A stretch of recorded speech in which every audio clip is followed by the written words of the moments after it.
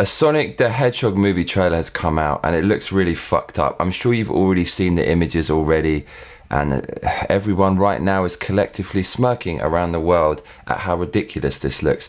If anything, this trailer has made me realise how annoying YouTubers are and how cliched the YouTube format is.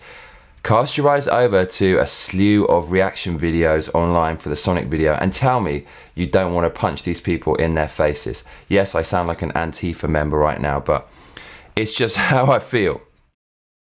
Alright, so Jeremy Jahns, I don't know who the fuck this guy is, but he looks like an emaciated, heroin-addled discount Ross from Friends.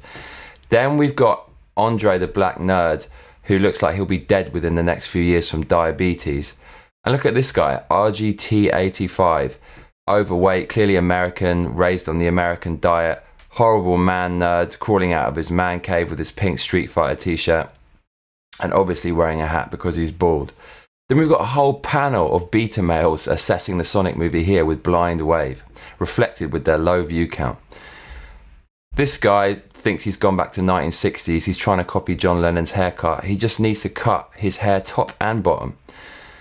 And finally, we've got this bird here. Clearly, the only reason she has 99,000 views is because, well, people want to stick their wing wang in her. So now it's my turn to throw my metaphorical hat into the fucking ring. See what I did there, Sonic ring? Anyways, I'll be honest, I've already seen this trailer and this is something a little bit different. This is weird. I've never seen something this bizarre in my entire life. So yeah, let's just fucking watch it, shall we? Here we go.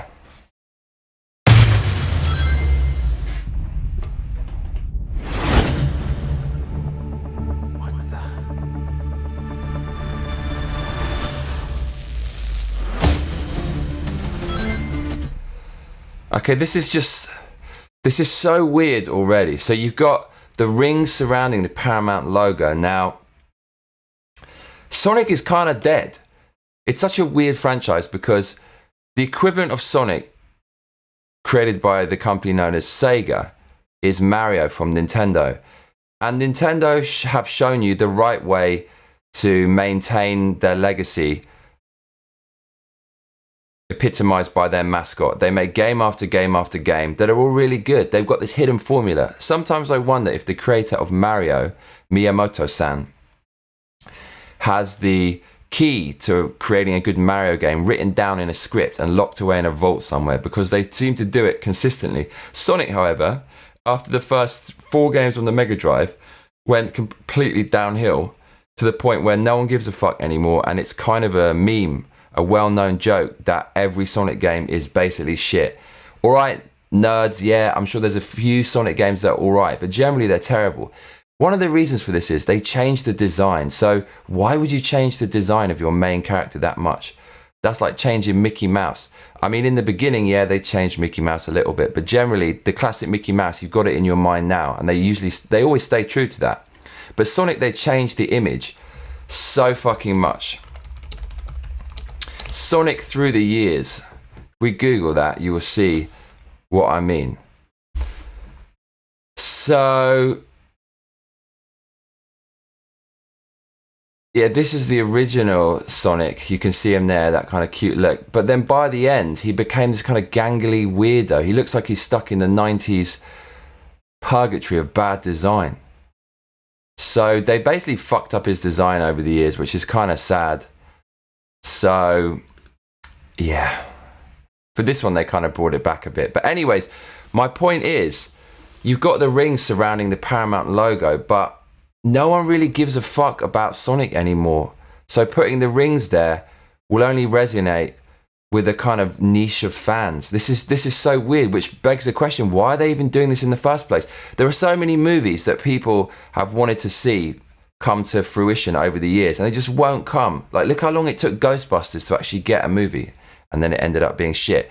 But Sonic is a movie that no one's asked for, but now we've got. It kind of pisses you off, all the people out there waiting for certain movies to come out and not getting what they want, and now being rewarded with a game to movie adaptation that nobody asked for. Why is this happening?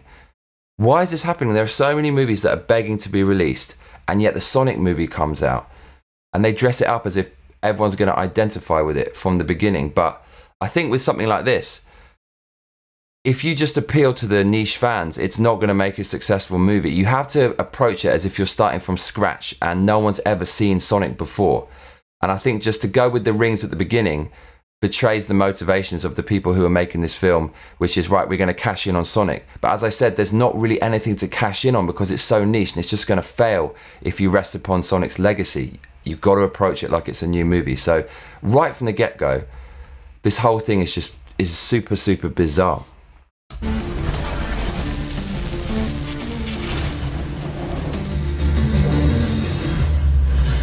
Okay, so that scene is a kind of homage to the Star Wars Return of the Jedi in the woods where they're running around on those speeders. Okay, that looks creepy. You know those memes where people distort something and make it all gangly and slender? That is what this looks like. If you got a CGI artist to create something that would be the most horrific version as possible of Sonic the Hedgehog, this is literally exactly what it would look like. So it's really, really humanoid. It looks more human than Hedgehog, whereas before it looked more kind of Hedgehog or cartoon than human. But it looks like a human kind of freak. It's like looking at the Elephant Man, Mr. Merrick from the 19th century, but in 2019 with a load of blue paint chucked all over him. It is so horrifically creepy. Look at his legs. It's borderline sexual because he kind of looks naked, right? You know he's naked. And there's a hidden wing wang in that blue fur. There's something so creepy about this.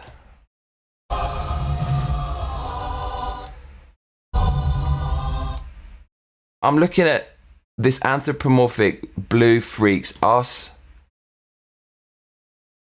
I'm lost for words. Gotta go fast. I'm lost for words.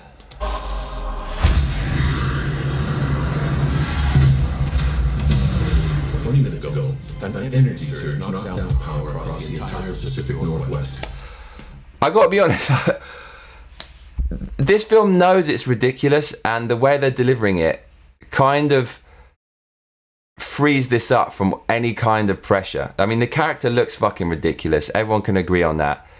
The script is written by people who know this is all ridiculous, so they kind of make it sound serious to offset the ridiculousness, which kind of creates something interesting, dare I say. Someone who can figure out exactly what we're dealing with. You're not just more things, you're just... We have no choice. What the? Are you in charge here? Yes, I am. No! I'm Wrong. I'm in charge. Allow me to clarify. In this one. I'm happy because Jim Carrey, I'm not exactly a Jim Carrey fanboy, but I grew up with Jim Carrey in The Mask, Ace Ventura, and Jim Carrey made a career of just being Jim Carrey. He played himself in movie after movie after movie. So to see him back doing a comedy thing, just being himself, warms my cockles, people. Jim Carrey seemed to have gone off the rails recently. If you know anything about him, you will know that he kind of got woke, and it's as if he'd done some psychedelics or something, because he started talking about a lot of existential shit, and people would interview him and he'd just say stuff like, I'm not really here at all and nothing means anything at all. So he had this moment where he woke up. And I don't want to be one of those people who jump on the bandwagon and say, oh, he's fucking crazy, he's lost his marbles. But he has been acting out of character these days, and he started to make a career of painting. People mock that and rip him as well. Fair play to him if he wants to be artistic and try something else. I support that. And you know, on this show these days, I sometimes get a bit political. I have no political alignment. I'm not a conservative. I'm not a Republican. I'm just an anomaly living in Japan away from all this madness. But I have an axe to grind with a lot of liberal culture these days, because it's so full of pole-clutching pussies who are trying to censor things and tell us how to think and change media and make it all shit in the name of diversity, which is just a way that a term they use to exploit people. But even though Jim Carrey seems to be aligned with that faction in Hollywood, I don't care. I'm not brainwashed. I'm not a zealot. He can believe what he wants to believe. And what I'm just trying to say is I'm a fan of Jim Carrey. I like him. And it's good to see him back in a movie. The weird thing is he's playing Dr. Eggman, but he's so fucking thin. He's supposed to be really fat. I mean, at least they didn't do some shitty CGI to make him look big, but it's kind of weird that, right? Because he's supposed to be fat and you've cast one of the thinnest Hollywood actors you could find. Are they trying to be progressive? I don't know. Let's keep watching. Actually rank hierarchy based on level of critical importance. The disparity between us is too vast to modify. Agent Stone? The doctor thinks you're basic. Listen, pal. I don't know if you realize. I'm sorry, Major. What was your name? Nobody cares! I think that's funny. I like that. Maybe I have rose-tinted glasses when I look at Jim Carrey, but I like it. Right, this November. Now, Lonely Goomba, I know you're watching. Lonely Goomba, who has an amazing channel, which I've linked below, who does animated stuff and talks about games. He said that he thought the graphics could improve by November. And Mr. Goomba, I would like to respectfully disagree, because in my lifetime, I have never seen a video game or a movie where there was a trailer a year before, let alone 6 months, where the graphics changed even 1%. You know a film is going to look bad when the CGI looks bad on the trailer and then there's loads of people in the comments defending the movie and saying, oh, but it's not finished yet, it's going to change on release. No, it cannot do. This film is in the latter stages of development and there's not going to be some kind of super upgrade. It's going to look the same on release, I'm afraid. So I have to respectfully disagree with you there, Mr. Goomba. Let's keep going. Oh, Mr. Goomba didn't like the look of this film, like a lot of people. Including myself, I have to say, but I'm warming to it because it looks so bad that it's good. I'm a glass half full kind of guy today. What can I say? Meow. Okay, this is so weird because this looks terrible. And yes, beauty is in the eye of the beholder, but I think I'm 100% sure we can all collectively agree that this aesthetically is an abomination. It's horrific. How did this exactly happen? How did this come to fruition? A lot of people are involved in making a movie. We got the whole planning stage, the design stage. They must have created so many different looks for Sonic the Hedgehog on paper and so many digital models. And the powers that be settled on this look for Sonic the Hedgehog. I'm lost for words. And it goes back to what I was saying at the beginning. I think the people making this movie are just resting on the legacy of Sonic the Hedgehog, thinking whatever they do, it's going to be popular. And even if Sonic had been the Sonic brand had been handled as well as the Mario brand today, this would still look terrible, and I think the movie would still fail. People would be outraged at how terrible this looks. But the fact that this has become a cult niche thing, and you're making it look this unappealing aesthetically, is just, I'm lost for words. I've never seen such a weird thing ever in Hollywood. What the hell is going on, and how did this come to life? I think a lot of people involved in the production of this movie must realize this looks terrible, and I can only hope that because this is done on purpose. They purposely made it freaky because they were having a laugh. Maybe they were all getting stoned and just rolling around the floor, laughing together, thinking people are going to be so freaked out about this. There could be a bit of humor in this, and I'm detecting this humor all throughout this trailer. I think they've done this on purpose. I really do. I think this could be a bit of marketing genius to get people talking about it. It's got me out of bed making a video. Oh. And look at the way he screams. His reaction is the same as the average person who watches this movie. And I think people seek to be offended. We want to be offended. And this trailer appeals to that base part of us. And I think we secretly love it. And we're going to go watch it for that reason. Oh, come on. It's creepy legs. Basically, it looks like you're gonna have to your plan.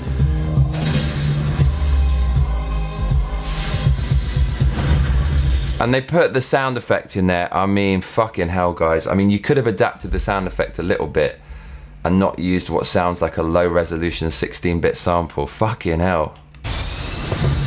Oh, is that all you got?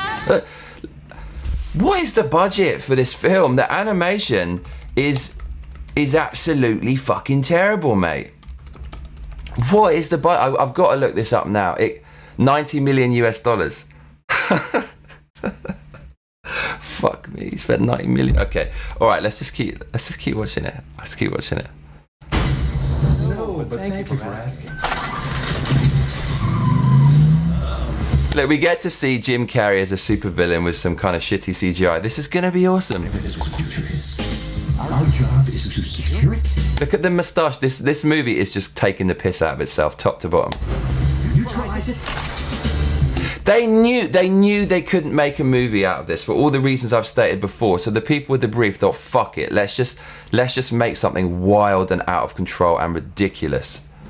Makes it stick.